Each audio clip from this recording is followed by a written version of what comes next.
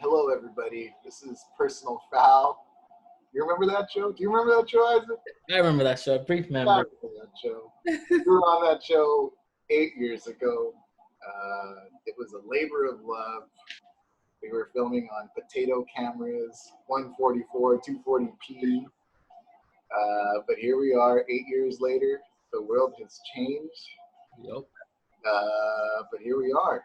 How are you doing? How have these 8 years been for you? It's been pretty great. It's different, right? We started this show, or Personal Foul. We were both in school. We were in college. Yeah. The spring of 2012. Obama was still president. Kobe still played for the Lakers. Pre-Achilles, by the way. Pre-Achilles. R.I.P. Kobe. Yeah, Derrick Rose was still healthy. He still had 2 knees. We still hated LeBron. Still hated LeBron. Well, I still hate LeBron. We'll talk about that later. Were we both single at the time? I think we were both single at the time. Yeah, 2012 was a year of many changes. But now we both have homes. Yeah. We're not filming in your living room anymore. And no.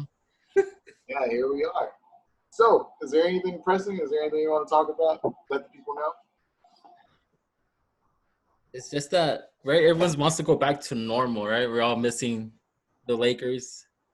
Yeah. Listen, now, like, right? I told you I'm not working on Fridays anymore, so like I'm just home all day. Yeah. And you would think it would be pretty cool to stay home and just chill, but you know, it was pretty cool the first week. Yeah. The second week rolled around and it wasn't that much fun. And then now it's like 5 weeks later and here we are. So, yeah. So I guess on that note, since we're all trying to remember the good old days, and so we brought Personal Foul back for a special occasion. Yeah. There's one thing that's been on my mind, and I don't want to be dark or anything like that, but I think probably the biggest sports thing that happened while we were gone was Kobe passed away. Right. And he was a topic of discussion for a majority of our videos, and obviously one of the players that we watched the most, being from Los Angeles. Is there anything you want to say about that? Or yeah, it was so surreal, like when it all went down, because it was like a bad dream, like a nightmare that like didn't think it was right. Because I remember I was at church actually, and my brother sends me a text like, "Oh, like is it real about Kobe?" And I'm like, "What's real about Kobe? Like what actually happened?" Yeah. And I got another message that says "R.I.P. Kobe," and it didn't click right away, like that he was gone. And I went on Twitter. And I had to get confirmation, right? You know, in the news was like you need double source, double confirmation. But my double confirmation was just looking at Twitter and going to Woj, and he tweeted. Well, the first tweet was Dwayne Wade, and he put no or whatever. I was like, all right, that's one source. Second source was Woj, and he put that Kobe had passed away, and then like it just hit me because like you said, like we grew up watching him. We were like 6 years old when he came into the league.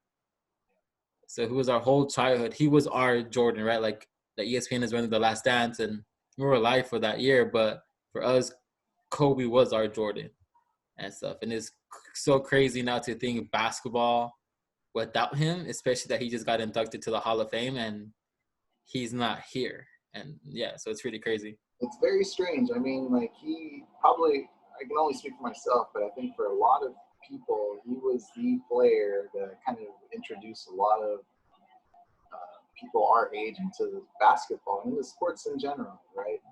I don't think we'll ever live through a moment where a guy of his stature, like just a public figure, passed away, and everybody sort of knew where they were and remembered, you know, the rush of feelings that came through. It took me a solid few weeks to, I don't know, accept it, I guess. Yeah. It still hasn't really hit me, to be honest with you, but I know that he inspired a whole generation of basketball players. A lot of the people that we watch on TV now, you know, they watched Kobe just like we did. So yeah. To think that he had such an impact on the game. Yeah, but like I said, it's just so surreal, right? Because like everyone knows when you throw you ball up a paper and you try to throw the trash can and you say Kobe.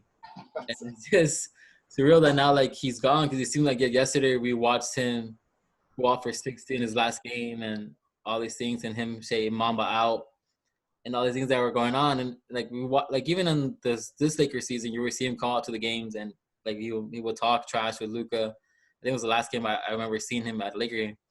And then just like that, like he's gone.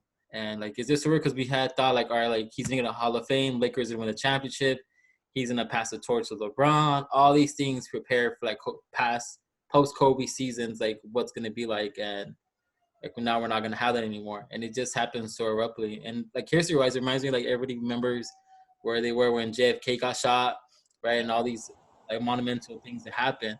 Like you said, everyone's gonna remember where they were when the day that Kobe's helicopter crashed. Right, for sure, for sure. Is there like a particular moment that you remember about him, or like a specific game? Yeah, I always go back to. I go to two. I go when they beat Portland in 2000 when they came back down 15 and they threw the lob to Shaq, and also I think in '04 where he hits those two back-to-back three-pointers against Portland. The first one to send it into overtime, and then the other one against Ruben Patterson, the Kobe stopper, he hits another three.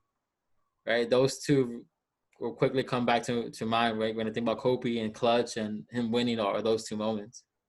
Yeah, for me personally, I think there's also two. There's that one series against Phoenix in 2009 where, I think it was '09, Yeah. where he was going against Alvin Gentry's Suns and Steve Nash, and he had a crazy fourth quarter in Game 6. Right. And I was like, dang, that guy's really good. And I think secondly, at his 60-point game, his last game. Yeah. And I watched that the other day. I watched it when it happened, but it took me a long time to watch it in full afterwards. It wasn't until just recently. I thought, man, what an end to a career. Like, yeah. And it had a little Hollywood in there because, a lot of Hollywood into it. Yeah. He shot a bunch of shots, and they were feeding him the ball, and and the Mamba was scripted and everything. Yeah, exactly. There's that too. But I think like watching the last 2 or 3 years of his career for me was very tough because it wasn't the same guy that we were watching on the basketball court after the Achilles. Yeah. Even just see a glimpse of him, even if it was a little fabricated, but just to see a glimpse of him playing like he used to. Yeah. It was special, and for it to have been his last game, I think was really something. So. Yeah. You know what came to mind too was it's the one that's kind of sad, but like changed everything for him and the Lakers was when he tore his Achilles, right? Like I think everyone remembers where they were too when that happened in his career. Yeah. And I always remember like I can picture him still like trying to fix or pull up his Achilles tendon and stuff, right? And hearing all these stories now that he like Gary Vee says like he told me about just tape it up. And Gary Vee's like, no, like you tore your Achilles, like you can't tape this up. And he still walks to the free throw line, shoots 2 free throws, makes both of them, and walks on his own 2 feet, basically. And then, like, right then you see other players who tear their Achilles, and they're, like, thriving in pain. Yes. So, like, I don't understand, like, what this guy was made out of that he just, like, he didn't cry. He didn't – nothing. He just was, like, trying to pull it back up and just walk on no Achilles and made 2 free throws, which is insane. I think that's a part of what attracted a lot of people to him. It's like he really did seem indestructible for a long time on the basketball court.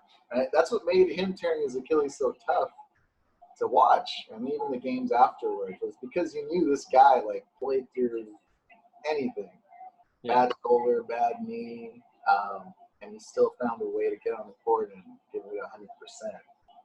And I mean that's something that I think I appreciated about him a lot, because no matter what obstacle he had in front of him, he still found a way to make it work. Yeah, that was the Mamba mentality, right? Well, that's the thing about Kobe. He created his own methodology about Mamba mentality and all this other stuff that everyone bought into. So, I was thinking, it's funny. This is going to sound really corny, but like if you watch The Wire, right? Yeah. He was Omar. People like. It's crazy the similarities actually, because even Omar like screwed up his leg in that last season or whatever, and then he goes out in a way that nobody thought he'd go out. Yeah. Go out, right? And then people talked about him. They came up with like tall tales. So, yeah, I mean, he was I don't think we'll ever see a player like him again, honestly. Yeah, no, that's why it's just surreal, right? And I think like bringing it back to what we're watching right now, like so ESPN is running The Last Dance, and you had texted me earlier, like hopefully we get to see some glimpses of Kobe or some kind of remembrance of basketball when we enjoyed it and stuff. What do you think of the Last Dance so far, the first 2 episodes? I thought it was very well done. I want to see a lot more Phil. Because Phil, I miss Phil. He didn't really talk at Kobe's thing either, but he always had a quick one-liner or found a way to antagonize his own players, right? So I want to see that. I want to see Dennis Rodman. I know there's going to be like an episode or two about him just exclusively. Yeah, it was crazy because like watching now The Last Dance, because we always had the argument right, who was better between Kobe and like Tracy, Kobe and Duncan, Kobe and LeBron, or like Kobe and Jordan, right? It's always a comparison, like who's really the GOAT. And for some reason, we always said like Kobe because we were Kobe fans. We're like, oh, Kobe's better than LeBron. And then when you like take a step back, like okay, maybe LeBron might be better than Kobe, Right. objectively. And then I was getting to the point where maybe LeBron might be the best player ever in like basketball history, right? And then when The Last Dance started to premiere, like getting closer, I started watching highlights of like Jordan clips, right? That I never really do. Right. And I forgot how great that guy was, dude. Like Jordan was something else. Like he was a different beast. And this is insane to watch The Last Dance now and bring all those clips back and just how great he was back in the 90s. That's the thing about time, man. Like a lot of the older players don't really get the recognition that they do, especially now in the social media age, right? Yeah. The cool thing about LeBron and even Kobe, for that matter, was that a lot of their games are memorialized on YouTube or they're in HD. Yeah. Players like Jordan and Larry Bird, you really have to dig and try to find highlights to kind of get the sense of what type of player they were. But the good thing about The Last Stand is you get to see Jordan at his absolute peak. Like that guy is talking trash and hitting crazy shots and punching out his teammates, right? And it's crazy to see even the similarities that Kobe had to Jordan, just personality-wise. Yeah, that's what I'm saying. Like Kobe imitated Jordan so well. Because like when you see Jordan, like, oh, I can see Kobe being that type of teammate, or that's Kobe right there. It's like, dang, he really ripped off Jordan in every aspect. Even his game, his footwork, everything was just Jordan-esque. Yeah. But I don't know. It's interesting though, right? And then talking about Larry Bird, like I recently told one of my friends, I said like, who's better between Larry and LeBron? So I don't know if you have any thoughts. Who do you think is better? Larry Bird and LeBron James? Yeah. I think it's LeBron, but I think it is LeBron, but I think it's closer than what people think. it's very close. I mean, their games aren't all that different, to be honest with you. Yeah. But Larry, here's the thing about LeBron. I think here's what's gonna bite LeBron when we're old and 40 and 50 and. That's not so far off. Yeah, I know. Sadly, right? Like we're getting up there in age. Seriously, but in a few years, right? People are gonna look at LeBron's finals record and it's gonna hurt his legacy. I think going forward. You think so? I really do. I mean, but like I don't think he ever lost to a team that was worse than him. Did he ever lose to a team that was worse than him? The Dallas Mavericks in 2000. That would be the only one. That one I'll give you. That would be the only one, right? Like, that's the one he self-destructed. But 07 against the Spurs, and then the Warriors, he's lost twice to. Yeah. Yeah. And one of them was without Kyrie and Kevin Love, and the other one was when they had KD. Yeah. Well, here's the thing. Like, Jordan never lost in the finals. Yeah.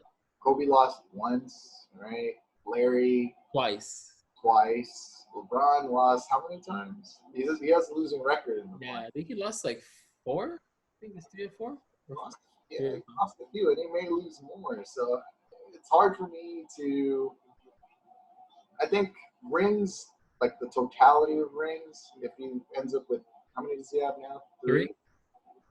If he ends up with 4 or 5, then okay, he's really in the pantheon, top 5, right? Yeah. As it is right now, I really do think he needs to win another one to put him over.